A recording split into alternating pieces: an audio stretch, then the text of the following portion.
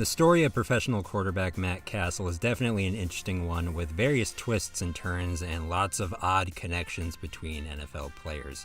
He started as a bench warmer, a second-string guy, a third-string guy, franchise QB, a bridge QB, and now he's ultimately an analyst for pro sports. Ultimately, Matt's career teaches us all that patience and believing in yourself can pay off in the end. Matt has always been described by his coaches and peers as a very comfortable person that was confident in his environment no matter what it was. He grew up as a well-rounded athlete playing football, basketball, and baseball, and even made it into the Little League World Series in 1994. Despite generally being considered a better baseball player than football player, Matt had NFL goals and chose to steer more in that direction once his junior year of high school rolled around. Matt would attend the Elite 11 quarterback camp, which was reserved for the country's top high school quarterbacks. By the end of high school, he made the Tom Lemming's top 100 list of QBs in the country, coming in at number 52. The report on Matt came back as being a 6'2" quarterback, 218 pounds, being described as a pro-style pocket passer with a very strong and accurate delivery. Matt would be awarded a scholarship to the nearby college of USC, about an hour from where he went to high school, and everything was looking good. Unfortunately for Matt, his NFL dream had some immediate obstacles once arriving at USC. When Matt showed up at USC, their starting quarterback at the time was somewhat of a local legend, a young sophomore who stepped up in his freshman year and overthrew the school's established junior starter, at the time Mike Van Raphorst. This man would become the second freshman in school history to start and would go on to become a Heisman winner and even have his number retired. This man, of course, being Carson Palmer. Matt wouldn't get a chance to become the starter until Carson moved on to the NFL come 2003, and Carson's exit created somewhat of a vacuum at the quarterback position. With Carson gone, that left Matt Cassel, Matt Leinart, and the newly transferred Brandon Hance all fighting for the starting spot. Leinart, despite being there for a shorter amount of time, would leapfrog Cassel on the depth chart and became the starter for the remaining tenure of Cassel's time at USC. Then coach Pete Carroll would try to convince Matt to change position, most notably to tight end, and even had him line up at the spot occasionally throughout the years, but Cassel stood his ground and stayed at quarterback. In his 4 years at USC, Matt had one start at tight end and had absolutely 0 starts at quarterback. Playing at quarterback, his stats only consisted of 20 completions from 33 attempts, resulting in 192 yards and 1 interception. In an era where plenty of quarterbacks transfer schools when they find out they aren't going to be the starting quarterback, Matt stayed all 4 years and got his degree, earning the respect of his teammates. While attending USC, Matt also kept up his love for baseball, continuing to play that all 4 years as well, being good enough to be selected by the Athletics in 2005. Despite this, Matt still chose the NFL over a potential MLB career. He wasn't invited to the NFL Draft Combine, but he still had the chance to attend USC's Pro Day. Former USC quarterback, then radio commentator for the school, Paul McDonald, was the one that really emphasized Matt's opportunity that he had at hand. He essentially told Matt, "It's now or never. There's really no going back at this point. Once you're 32 years old and working at a bank, it's not really opportune for you to just decide to drop everything and try out for the NFL like it's that." Following this advice, Matt would go on to have a very good showing at the pro date for USC and even got the attention of a few teams. The Titans were one team that expressed interest in signing him as an unrestricted free agent, but the Patriots ended up being the one to snag him in the 7th round of the 2005 draft. Matt had achieved his childhood goal of becoming an NFL player, but still faced the same problem as he did when joining USC, that being very low on the depth chart.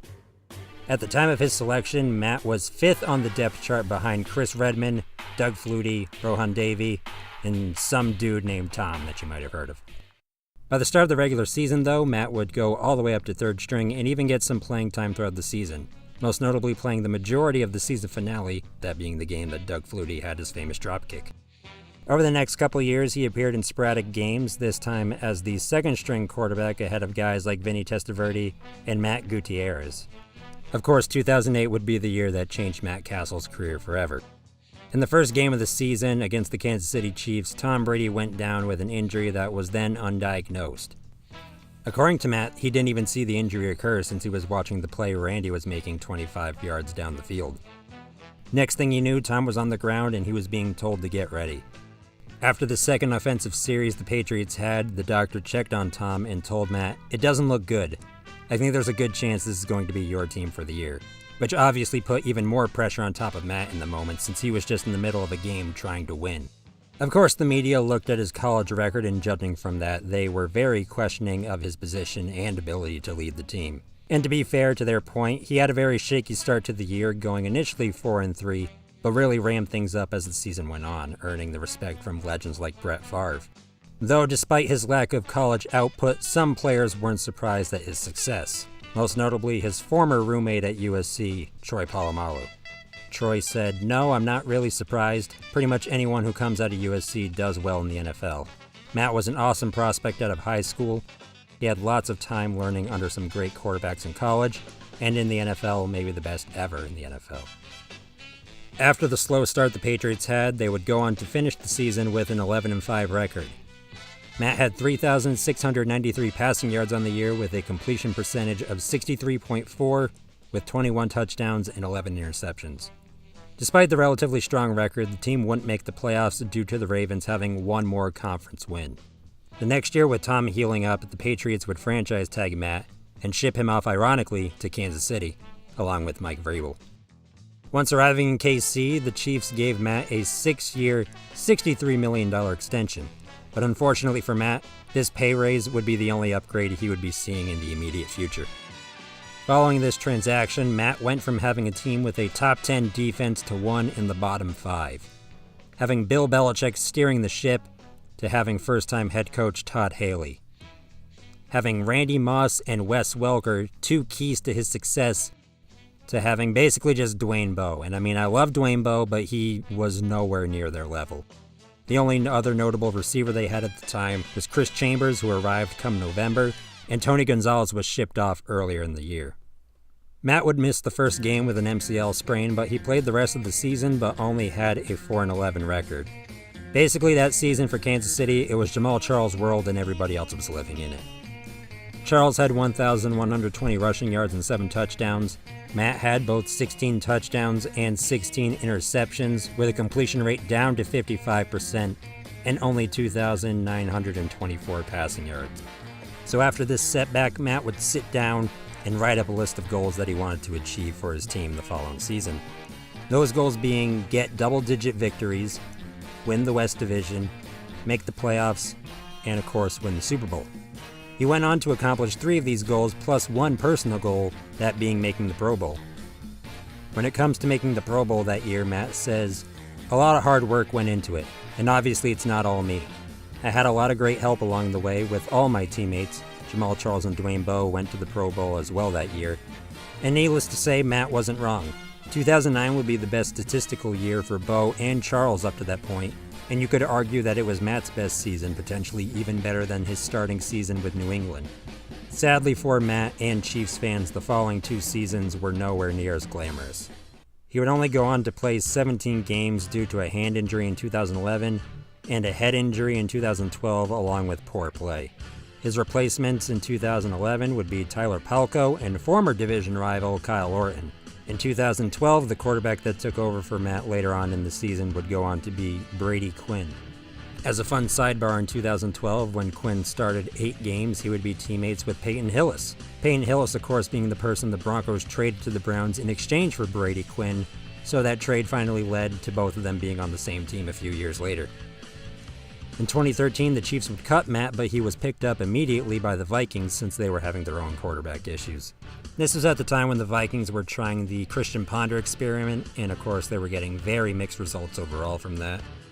Also in the quarterback room for a period of time, you had Bethel Thompson, who is currently the Argonauts quarterback, and later on he would be released in favor of signing Josh Freeman come October. Matt would get the start essentially whenever Ponder was injured, or he would be brought into games whenever Ponder dug them into a hole. As a result, all 5 wins that the Vikings had that season came from Matt. Following 2013, the Vikings gave him a 2-year extension, but as you can expect, he would be injured in the following season after 3 games and missed the entire rest of the year. This, of course, would lead into the start of Teddy Bridgewater's career.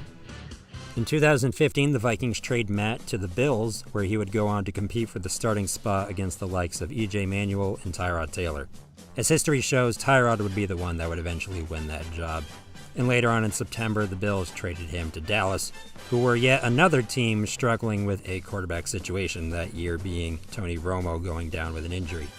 He started 7 games taking over for Brandon Weeden, but only ended up getting 1 win out of those 7. In turn, he would be replaced by current offensive coordinator Kellen Moore. This essentially ends the time where Matt would be considered a bridge or a stopgap quarterback and goes on to becoming mostly just a backup.